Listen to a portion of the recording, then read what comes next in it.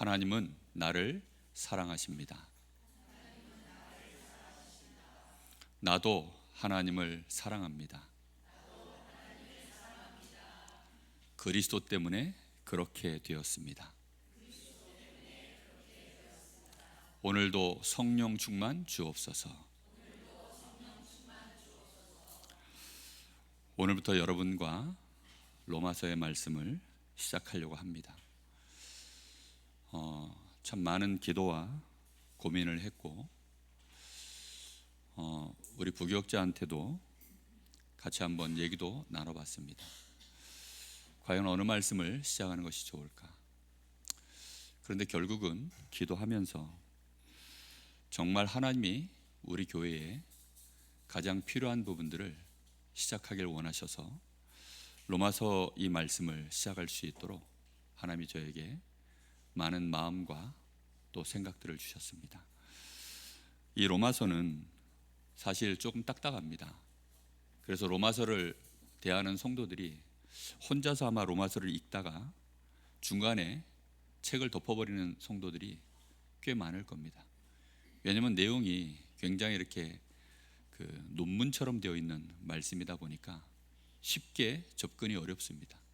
그리고 이 안에는 신학적인 배경도 굉장히 많고 또 어려운 단어들, 평소에 잘 쓰지 않는 생소한 단어들이 이 안에 많이 있다 보니까 쉽지가 않은 거죠. 경제에 대하여 전혀 모르는 사람이 경제 전문 서적을 보면 읽다가 그냥 덮어버리잖아요. 마치 그런 느낌입니다. 그런데 생각보다 이 로마서의 말씀은 참 간단한 말씀이고 쉬운 말씀입니다. 그래서 여러분과 제가 함께 하나님의 은혜 속에서 이 말씀을 하나하나 읽어나가다 보면 정말 중요한 우리 안에 신앙적 가치와 기준이 완벽하게 정립되어지는 은혜가 있을 줄로 믿습니다.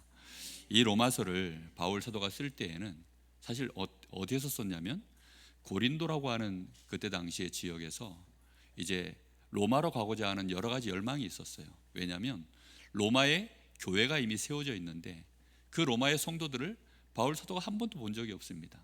그러다 보니까 그 로마에 있는 성도들을 좀 만나고 싶고 보고 싶은데 갈 수 있는 길들이 쉽지가 않은 거예요. 그러다 보니까 이제 이 고린도 지역에서 겨울을 맞이합니다.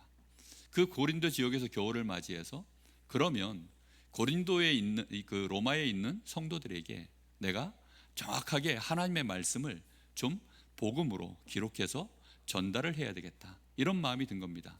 왜 그러냐면 그때 당시에 로마의 상황은 녹록치가 않았거든요.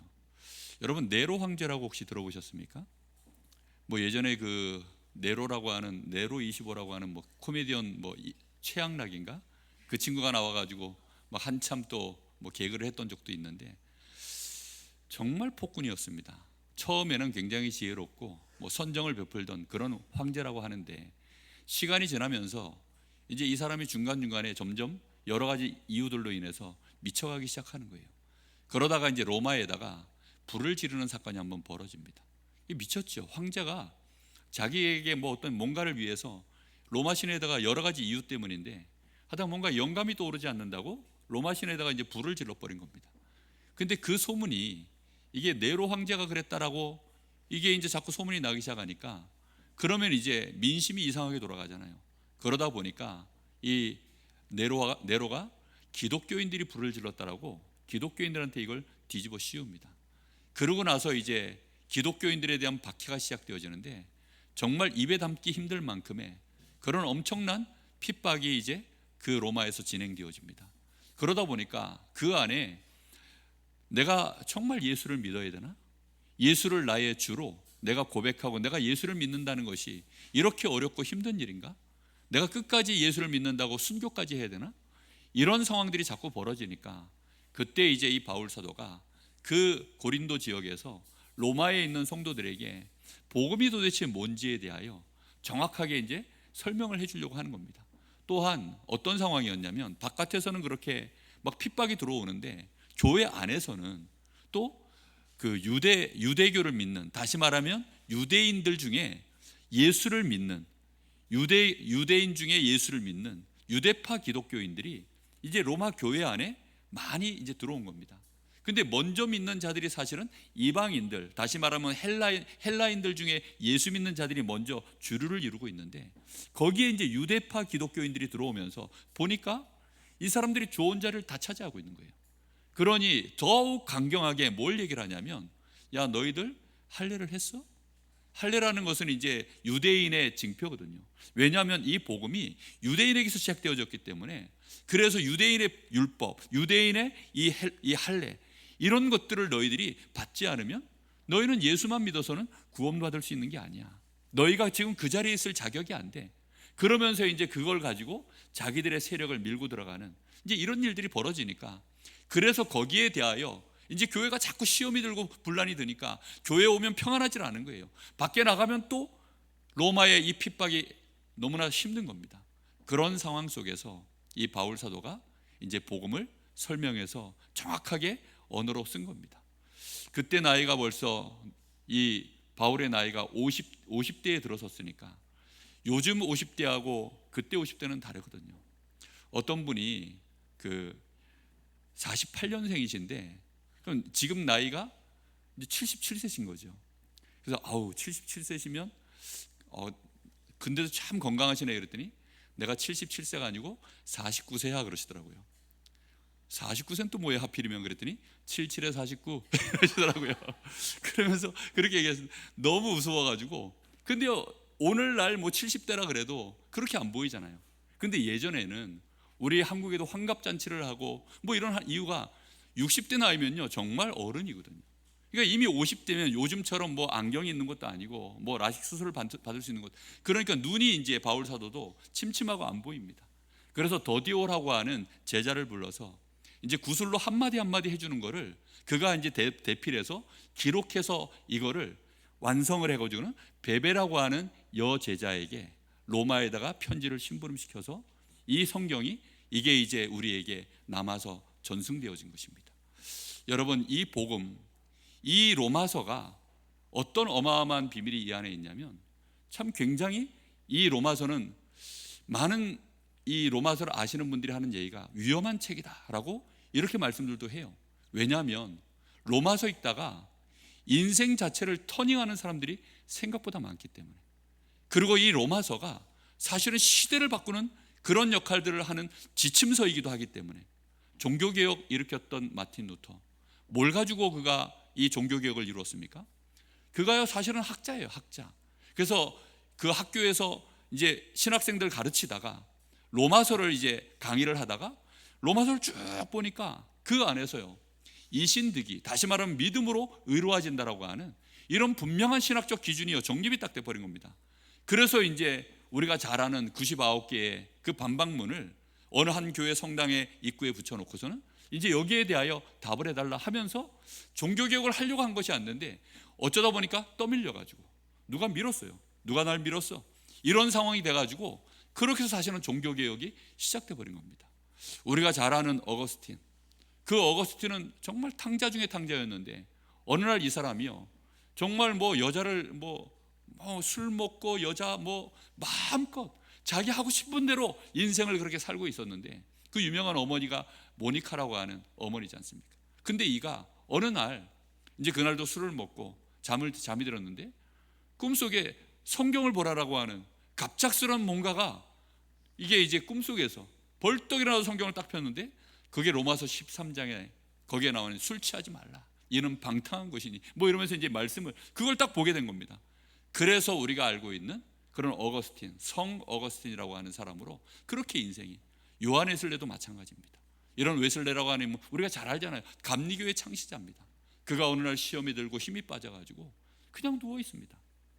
그런데 어느 한 청년이 설교를 한 것도 아니에요. 그냥 로마서를 낭독을 한 겁니다. 자기가 그냥 소리 내어서 읽어요.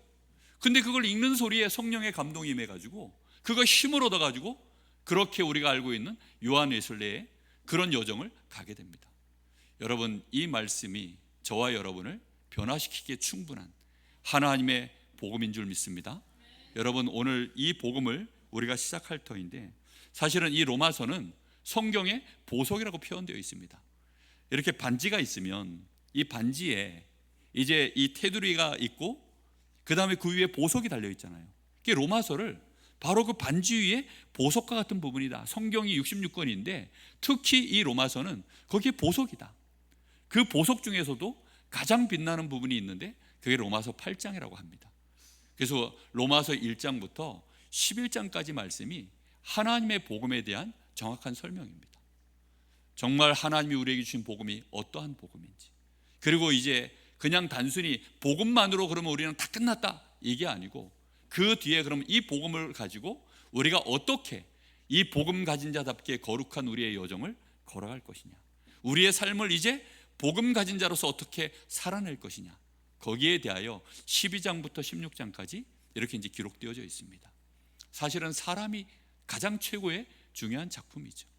뭐 많은 이런 유명한 작품들을 보게 되어지면 그림도 풍경화보다는 사람을 모델로 해서 이렇게 남겨놓은 작품들이, 유명한 작품들이 참 많습니다. 하나님이 우리의 작품이, 하나님께서 우리가 하나님의 작품이 되기를 원하십니다. 그게 로마서 12장부터 16장까지의 말씀입니다. 그래서 마지막에 16장에 보면 거기에 이제 바울 사도가 내가 너희에게 이런 사람들을 천거한다, 추천한다 하면서 거기에 우리가 잘 아는 뭐 동역자, 식주인, 가이 뭐 이런 역할들을 하는 그런 이제 인물들이 한 30명쯤이 거기에 쭉 이름이 나옵니다. 여러분, 오늘 첫 시간인데요, 정말 뭐 1장 1절 사실 이거 한 절 간단하게 나누고 나면 시간이 다 될 것 같습니다. 그러면 뭐 앞으로 그 다음 주는 2절하고 그 다음 주는 3절하고 그럴 겁니까? 그렇게 안 합니다. 그렇게 하면 누가 죽느냐? 제가 죽어요.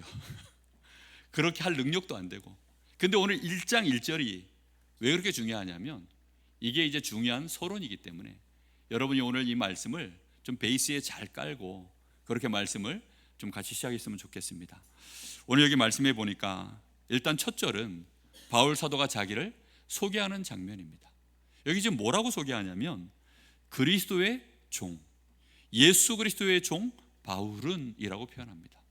사실 이 종은, 종이라고 표현한 것은 영어로 말하면 이제 서번트입니다. 근데 정확하게는 슬레이브예요. 슬레이브라는 말은 노예죠, 노예. 그러니까 종과 노예는요 똑같이 이렇게 부림을 받는 사람이지만 격이 완전히 달라요. 그냥 짐승입니다. 말할 줄 아는 그냥 당나귀, 말할 줄 아는 당나귀, 이게 노예의 개념이에요. 그런데 이 바울 사도가 지금 자기를 노예입니다. 특히 누구의 노예요? 예수 그리스도의 노예입니다 라고 그렇게 자기를 소개합니다. 자기가 자기에 대한 정체성을 아는 것은 참 중요한 일입니다. 내가 나에 대하여 어떤 정체성을 갖느냐. 그 20세기 그 기독교 그 변증가 중에 아주 유명한 중에 한 분인 프란시스 세파라고 하는 분이 이렇게 얘기를 합니다. 우리 신앙인들이 자기에 대하여 어떤 정체성을 갖느냐, 사람에 대하여, 하나님에 대하여 내가 나를 어떻게 인식하느냐는 그 사람의 모든 생각과 행동을 결정짓는 양식이 된다, 이런 말을 합니다. 우리가 나에 대하여 또 하나님에 대하여 많은 사람들에 대하여 내가 어떤 사람이다 라는 거기에 대한 정체성이 결정되어 있지 않으면 우리는 막 살거든요. 내가 남편으로서 내 아내에 대하여 나는 어떤 정체성을 갖는가, 아내는 남편에 대하여 어떤 정체성을 가져야 되는가, 목회자는 교회에 대하여, 중직자는 또 교회에 대하여, 내가 세상에 대하여, 나의 인생에 대하여 하나님 앞에서 어떤 정체성을 가져야 되는가, 이런 것들은요 굉장히 중요한 부분들입니다. 우리 남편분들은 아내에 대하여 무슨 생각하고 계십니까?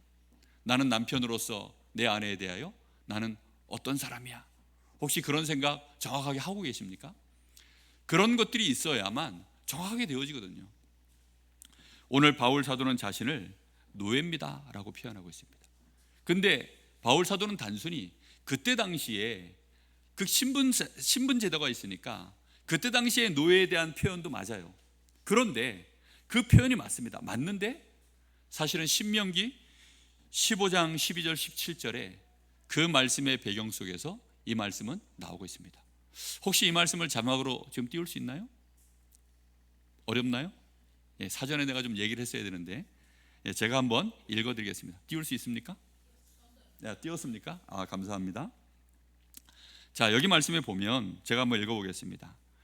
내 동족 히브리 남자나 히브리 여자가 내게 팔렸다 하자 만일 6해 동안 너를 섬겼거든 7째 해에 너는 그를 놓아 자유롭게 할 것이요 그를 놓아 자유하게 할 때에는 빈손으로 가게 하지 말고 내 양무리 중에서 서와 타작마당에서의 포도주 틀에서 그에게 후히 줄지니 곧 내 하나님 여호와께서 내게 복을 주신 대로 그에게 줄지니라. 너는 애굽 땅에서 종되었던 것과 내 하나님 여호와께서 너를 속량하셨음을 기억하라. 그것으로 말미암아 내가 오늘 이같이 내게 명령하노라. 자, 오늘 여기 요 앞에까지 지금 읽은 데까지 말씀을 좀 설명을 드리면, 이제 남자나 여자가 그 같은 민족인데 이 사람이 이제 뭐 어쩌다 보니까 노예가 된 겁니다. 그래서 노예가 됐는데 이 사람을 부리는데 몇 년까지가 유통기한입니까? 6년이라고. 율법에 정한 해가 6년이에요. 6년 동안은 그 사람을 노예로 부리는 것입니다. 그러고 나서 그에게 7년째 될 때에는 어떻게 해요? 놓아주라는 겁니다. 놓아주는데 그냥 빈손으로 내보내지 아니하고 어떻게 해요? 하나님이 너에게 복을 주셔서 너를 풍성하게 채웠던 것처럼 그걸 기억하여 이 사람이 두 번 다시 이제 노예의 삶을 살지 않아도 될 만큼 많은 것들을 주고 그렇게 자유자로 내보내 주라는 얘기입니다. 자, 그런데 이렇게 하는데 문제는 뭐냐면 16절에 그런데 종이 만일 너와 네 집을 사랑함으로 너와 동거하기를 좋게 여겨 내게 향하여 내가 주인을 떠나지 아니하겠노라 하거든. 이제 이 노예가 나는 더 이상 자유자로 사는 것이 좋지 않고 나는 주인님과 같이 지내보니까 너무 좋은 거예요. 심지어는 주인님을 사랑하게 된 겁니다. 그리고 자기가 하는 일도 사랑하게 된 거예요. 그래서 자기는 자유자로 밖으로 나가지 않고 이 집에서 내가 계속 종노릇을 할 터이니 나를 이 집에서 살게 해 주십시오라고 그렇게 얘기하면 그때에는 이제 어떻게 하라라고 신명기의 노예법이 여기에 기록되어 있는 것입니다. 지금 바울 사도가 그 얘기를 배경으로 말하고 있는 거예요. 뭐라고 얘기합니까? 송곳을 가져다가, 우리 여자분들 귀 많이 뚫으셨죠? 예, 송곳을 가져다가 그 귀를 문에 대고 그리고 뚫으라고 합니다. 그렇게 이제 귀에 뚫고 뭔가를 여기에 이제 걸든지 하겠죠. 그럼 그런 종은 사실은 노예입니까? 자유자입니까? 노예이기도 하고 자유자이기도 합니다. 그래서 바깥에 나가서는 사람들이 귀가 뚫린 걸 보면 저 사람은 노예가 아닌데 스스로 노예가 된 자구나. 그러면 노예 취급을 안 하고 그래도 자유자로서 그 사람을 어느 정도 대우를 합니다. 자, 그럼 오늘 다시 우리가 말씀으로 돌아와서 한번 생각해 보십시오. 지금 바울 사도는 율법 때문에 노예가 된 것이 아닙니다. 이미 율법의 모든 것들은 완료가 되어졌어요. 율법은 이제 그리스도로 말미암아 우리에게는 더 이상 효력을 발휘하지 못합니다. 그 모든 율법의 효력을 완벽하게 우리에게 갚아주신 분이 누구십니까? 사실은 예수 그리스도이십니다. 자신의 모든 죄악과 또 영원히 지옥의 배경 속에서 망해야 되는 우리가, 그렇게 죄와 허물로 죽었던 우리를 우리 주님이 이 땅에 오셔서 십자가에서 나를 위하여 대속의 죽임을 당하신 우리 주님의 그 놀라운 은혜와 사랑 앞에 이게 이제 나도 모르게 굴복이 되어지는 거죠. 여러분, 신앙생활 하다 보면 참 속상할 때 많으시죠.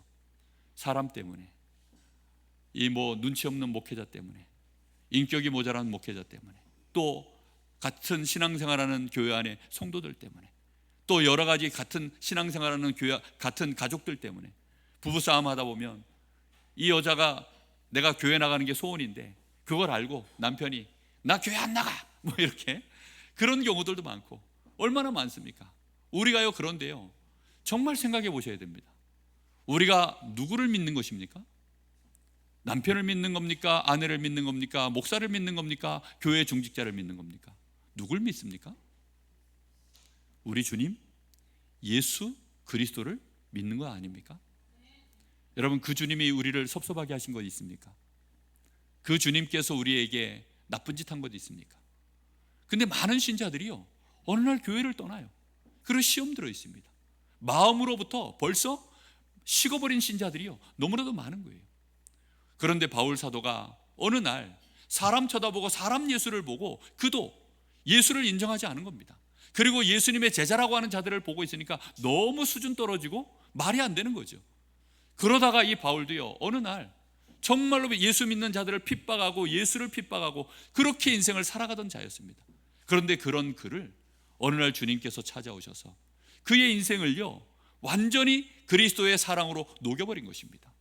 이렇게 되어지니까 이 바울 사도가요, 나는 이제 더 이상 나는 노예도 아니고 이 율법에 매여 있는 자도 아니고, 나는 그렇지만 나는 이제 주님의 노예로 그렇게 살기를 원합니다.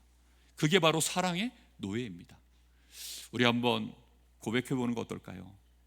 나는 주님의 사랑의 노예입니다. 이거 고백하는 게 참 중요합니다. 가슴에다가 이렇게 손 한번 탁 얹어보세요. 좀 더 진실해 보이지 않습니까? 이렇게 하면 뭔가 좀 더 진실해 보입니다.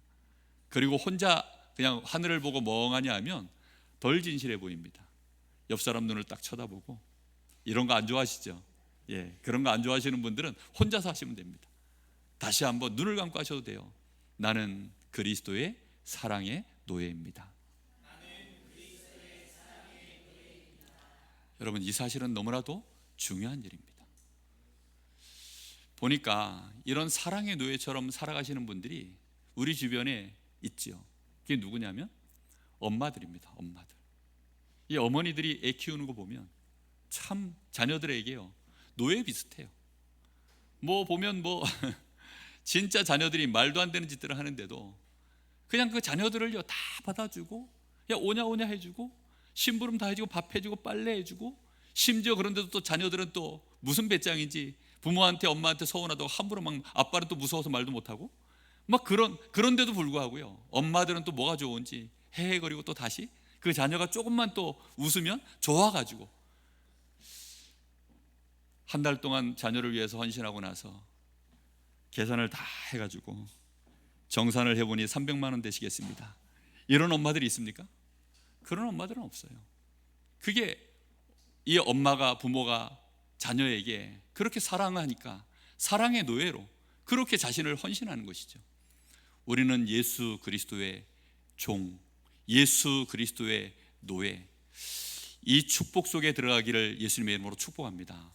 우리 주님이 그만큼 우리를 사랑하신 것은 분명한 사실입니다. 그 주님은 부활하셔서 지금 우리와 함께 하시는 줄로 믿습니다. 두 번째, 오늘 바울 사도가 자신을 뭐라고 소개하냐면 나는 사도로 부르심을 받았다. 여러분, 사도 얘기를 시작하니까 이거는 목회자 얘기인가 보다, 나하고는 너무 거리가 멀다, 이렇게 생각하시는 분들이 아마 거의 대부분일 것입니다. 근데 그것은요 굉장히 잘못된 생각입니다. 왜 이런 일들이 생각되어졌냐면, 다시 한번 말씀드립니다. 목회자는, 여기 강단에 서 있는 이 목사는 사도이거나 또는 사도의 직을 계승한 그런 사람 절대 아닙니다. 이런 개념이 생겨나서 사도라고 하는 목회자의 자리를 이렇게 높여버린 그 일이 어디서 시작되어졌냐면 로마 카톨릭에서 사실은 그렇게 만들어진 것입니다. 그러다 보니까요 목회자의 자리를 너무 높여버렸어요. 그리고 성도의 자리를 어떻게 했죠? 저 바닥으로 떨어뜨려 버린 사건이, 그게 로마 카톨릭에서 벌어진 일입니다.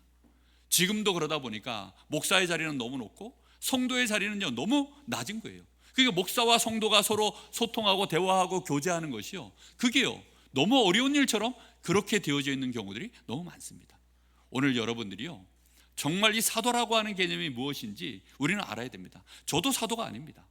여러분들도 당연히 사도가 아닙니다. 그런데 우리가 이 사도에 대하여 알아야 되는 이유는 뭐냐면, 사도들이 가졌던 이 신앙적인 이 배경, 그들이 가지고 있었던 이 신앙적인 기준, 거기에 대해서는 우리가 본받아야 되기 때문인 줄 믿습니다.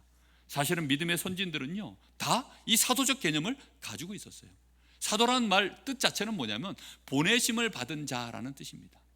말 그대로 그냥 보내심을 받은 자라는 뜻이 사도라는 뜻이에요. 사도가 되어지려고 그러면 일단 초대교회 당시에는 사도의 기준이 있었습니다. 일단 예수님께 직접 콜링을 받아야 돼요. 그러니까 예수님께서 직접 부른 겁니다. 그런 사람이 첫 번째 자격이에요. 그러니까 예수님의 제자들 대부분은 다 그렇게 부름을 받았죠.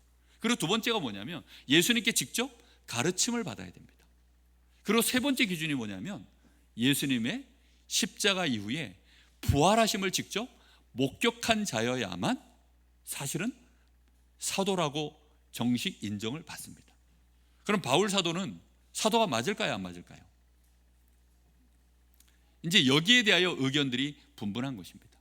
왜냐하면 예수님이 공생의 3년 동안에 바울을 부른 것이 아니었기 때문에.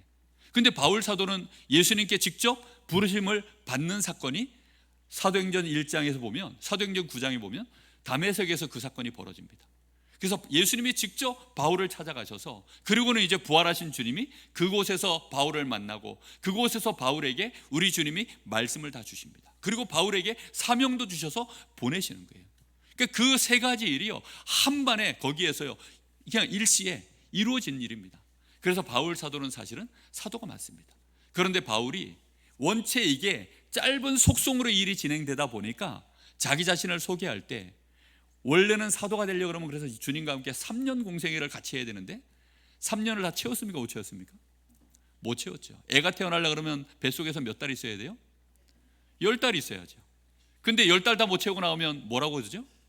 만삭이 되어져야 10달이 되어야 만삭인데 만삭이 되지 못하고 태어난 겁니다. 그래서 자기 자신을 소개할 때 고린도서 15장에 보면 만삭되지 못한 자와 같은 나라고 자기를 표현합니다. 그래도 만삭되지 못해서 태어나도 사람이 맞습니까? 안 맞습니까? 맞죠.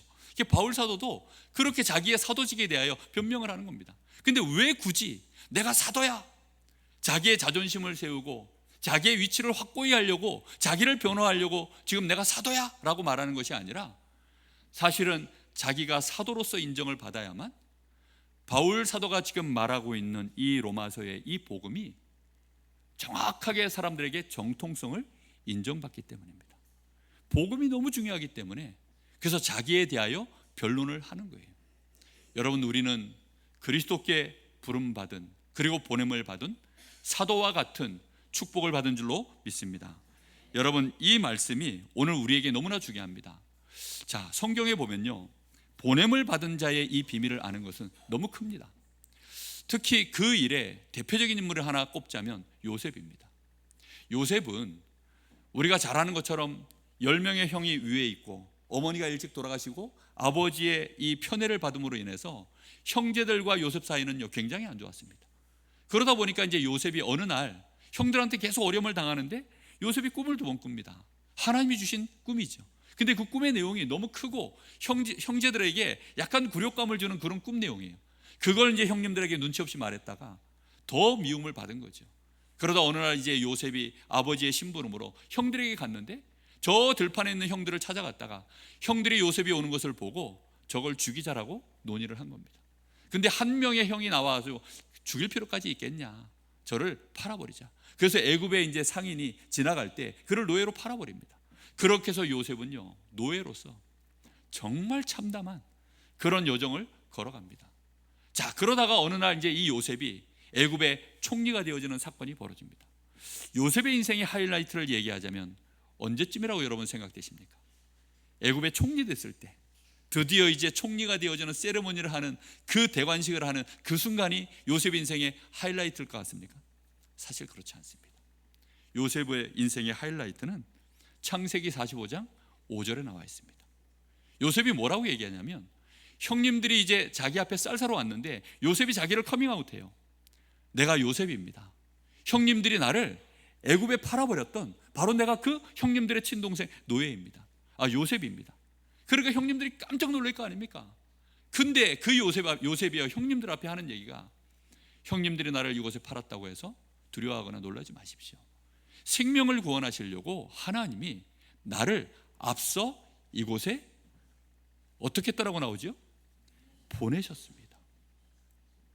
하나님의 보내심에 대하여 그가 정확하게 알 때, 내가 이 과거와 현재와 미래에 내 인생의 이 하나님의 계획이 뭔지에 대하여 전체가 정확하게 밝혀지는 순간이 언제였냐면, 하나님이 나를 이곳에 보내셨음을 정확하게 알 때였습니다. 이게 사도라고 하는 의미입니다. 시편 105편 17절에 보면, 거기에는 한 시편 기자가 요셉에 대하여 이렇게 표현하고 있습니다. 요셉이 종으로 팔렸도다. 내가 애굽에 노예로 팔렸도다. 그게 자기의 정체성이 되어지면 요셉은 그때부터 어떻게 되죠? 팔린 사람이니까 노예인 거죠. 그죠? 제가 오늘 우리 성가대 보고 깜짝 놀랐습니다. 우리 임경훈 랩런트가 휴가를 나와서 저기 앉아 있는데, 저 친구가 내가 국방의 의무를 하려고 가기 싫지만 군대에 머리를 깎고 입대를 해가지고 지내다가 휴가를 나오면 얼마나 꿀맛 같겠습니까? 그렇죠?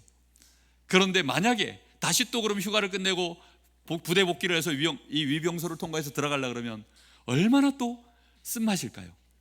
그렇죠? 그런데 만약에 내가 국방의 의무 때문에 저기에 팔렸구나 이렇게 생각되어지면 정말 노예입니다. 노예. 그런데 하나님의 나를 이곳에 보내셨구나. 강릉세계로교회 하나님이 우리를 보내신 줄 믿습니다.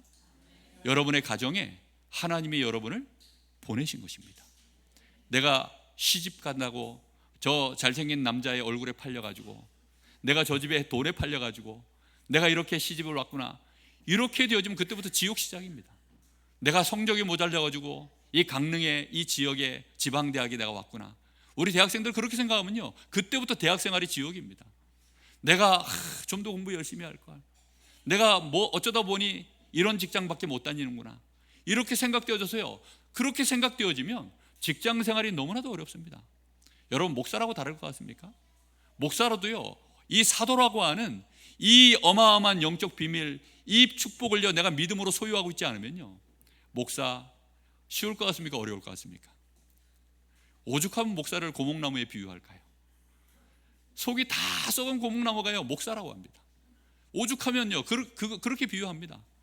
그러니 하나님이 보냈다라고, 하나님이 나를 콜링해서 여기에 세우셨다라고 분명한 내가 답을 갖고 있지 않으면 못합니다. 여러분, 교회의 중직자 되는 거 쉽습니까? 아니거든요. 하나님이 우리를 불러서 세운 것 아닙니까? 정말 우리 가정에 하나님이 나를 보내시는 줄 믿습니다. 여러분이 이제 예배를 마치고 나면 여러분의 현장으로 돌아가셔야 됩니다. 누가 보내십니까? 우리 주님이 보내신 것을 알 때, 나를 하나님이 그래서 보내셨구나, 하나님의 계획이 무엇이구나, 이래서 하나님은 저런 사람을, 저런 사건을, 이런 직장에, 나를 이런 학교에, 이런 가정에, 이런 만남을 나에게 주신 것이구나, 그 영안이 활짝 열려지게 될 줄 믿습니다. 자, 그러면서 오늘 여기에 세 번째 단어가 나오죠. 하나님의 복음. 그냥 복음이 아니라 하나님의 복음이라고 여기 표현되어 있습니다. 복음이라 그러면 그때 당시에 로마의 성도들은 이 복음이라는 단어를 알아들을까요? 못 알아들을까요? 어떻게 생각하십니까? 제가 이렇게 질문할 때는 못 알아듣기 때문에 질문을 던지는 겁니다. 우리는 당연히 복음 그러면 하나님의 복음이죠. 그러나 이 복음이라는 단어는 기독교적 용어가 아니었습니다. 그때 당시에 이 복음이라는 말은 로마 황제가 표현하던 단어예요. 유안겔리온이라고 하는 이 헬라어입니다. 이 로마 황제가 자기의 대를 이을 왕자가 태어났을 때, 그가 왕위를 계승할 수 있는 왕자가 태어났을 때, 그때 이제 기쁜 소식이야. 이 유안겔리온이라는 뜻 자체가 뭐냐면 기쁜 소식, 복된 소식이라는 뜻입니다. 그래서 나의 왕위를 계승할 자식이 태어났다. 그리고 어느 날 이 왕위를 태어날 자가 이제 황제가 되어질 때 또 그때 유안겔리온 이렇게 표현을 합니다. 그러니까 로마 사람들에게 그냥 복음 얘기하면 그 사람들 문화 속에서는 젖어있는 떠오르는 먼저 단어가 황제의 복음, 로마의 복음입니다. 그러니까 이런 복음 가지고는 그 복음을 들으면 그 기쁜 소식이 노예들에게, 속국되어 있는 자들에게는 복음일까요? 재앙일까요? 사실은 재앙입니다. 사람이 만들어낸 복음, 사람들이 말하는 복음, 저 남한 사람의 복음이면 북한 사람에게 뭐가 될까요? 재앙입니다. 저 일본 사람에게 복음이면, 조선을 침략했었던 그들에게 복음이면 조선 사람에게 뭐가 되죠? 그게 재앙입니다. 여러분, 자녀들을 위해서 기도하실 때 정말 복음적 기도, 하나님의 복음적 기도 하시기를 예수님의 이름으로 축복합니다. 우리 자녀 좋은 대학 가게 해주십시오. 이렇게 기도하시면 그게 하나님의 복음일까요? 나의 복음일까요? 나의 복음 됩니다. 왜지요? 아니, 공부를 정확하게 잘한 아이가 그러면 괜찮은데, 하나님 이렇게 기도할 때는 어떻게 해야 되냐? 하나님, 우리 아이가 공부한 만큼은 그래도 생각나게 하시고 점수가 나올 수 있도록 하나님 해주십시오. 좀 기도 내용이 좀 싸늘해도 이 내용이 맞거든요. 근데 우리 아이를 하나님 붙여주시면 내가 식모살이라도 해서 내가 하나님 헌금을 할 터이니 뭐 이러면 사실은 그건요, 내식의 복음이에요. 하나님의 복음은 어떤 복음이냐? 모든 인류와 모든 시대, 모든 종교, 모든 인종을 뛰어넘어 그들에게 그야말로 복된 소식이 되어져야 하나님의 복음인 줄 믿습니다. 저 무속인에게도 이 복음은 그래서 복음이 되고, 저 절간에 있는 분들에게도 이 복음은 그들에게 전해지면 복음이 되고, 돈 많은 사람에게도 복음이 되고, 가난한 자, 병든 자, 많이 배운 자, 못 배운 자, 늙은 자, 어린아이 상관없이 저 어느 시대 237 나라 5천 종족 누구에게도 이것이 복된 소식이 진짜 되어지려고 하면 그게 하나님의 복음이어야 될 줄로 믿습니다. 사람이 만들어내는 복음은요, 절대로 절대적인 복음이 될 수 없어요. 다 상대적이고 편협적이고 독선적이고 자기중심적이고 그런 복음이 될 뿐입니다. 유대인의 복음이었어요. 지금 로마 이 교회 안에 그들이 말하는 복음은 유대인의 복음이었습니다. 할례자들의 복음, 먼저 성경을 붙잡고 있었던 기득권자들의 복음. 이제 이렇게 되어지면 교회는 이상해지는 것입니다. 목사의 복음 아닌 줄 믿습니다. 여러분, 먼저 믿는 자들의 복음이 아닙니다.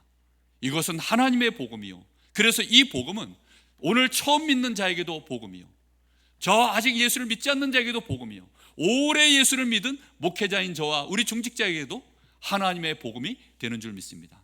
여러분, 이 복음은 오직 그리스도이십니다. 자, 말씀을 맺겠습니다. 자, 우리가요, 이 복음은 사실 크게 두 가지 개념이 있습니다. 복음을 대하는 우리의 태도가 두 가지가 있어요. 하나는 뭐냐면 적극적 개념이 있고 소극적 개념. 아이고, 오늘 말씀이 단어가 난해합니다. 적극적 소극적은 또 뭡니까? 소극적이라는 말은 뭐냐면 조금만 믿는 거예요. 그러니까 입구에서 조금 그냥 맛만 보고 마는 거. 근데 적극적 복음은 뭐죠? 전체를 다 알고 내가 그걸 다 누리고야 말겠다. 그게 이제 적극적인 복음이라는 뜻입니다. 이게 구약에 좀 배경이 있는데요, 바벨론 나라의 이스라엘이 70년 이제 포로로 끌려가서 생활하던 중에 그런 사건이 있었습니다. 이 노예 생활이요, 이 포로로 끌려가지고 1년, 2년, 3년, 10년, 20년, 30년 지나는데 끝날 생각이 없습니다. 그러니 완전히 포기하고 있는데 어느 날 고시성을 가진 왕이 한 명 나타나죠. 고레스라고 들어보셨습니까? 어디 곳인지 모르겠는데 이 키리오스라고 하는, 이제 역사 속에 키리오스라고, 메데파사, 우리가 얘기하는 역사 속에 페르시아의 그 이제 황제입니다. 이 사람이 유대인들을 불러서 그들을 전부 해방을 딱 시킵니다. 그리고는 너희 집으로 돌아가서 너희가 하고 싶은 대로 성전을 재건해라. 자, 해방을 시켰다. 여기까지가 소극적 복음이에요. 아, 황제가 우리를 이제 포로에서 해방시켰구나, 감사하다, 좋다. 여기서 끝나는 것이 소극적 복음입니다. 적극적 복음은 뭐죠? 집으로 가는 겁니다. 집까지 가서 성전을 짓는 겁니다. 또 하나 있습니다. 출애굽 사건입니다. 출애굽을 할 때 이스라엘 백성이 유월절 어린 양의 피를 문설주에 바르고 홍해를 딱 건넙니다. 자, 홍해를 건넜을 때 성경에는 뭐라고 표현했냐면 그때 이제 이스라엘 백성들이 구원을 받았다, 그리고 홍해를 건널 때 거기에서 세례를 받은 것과 같다라고 그렇게 표현되어 있습니다.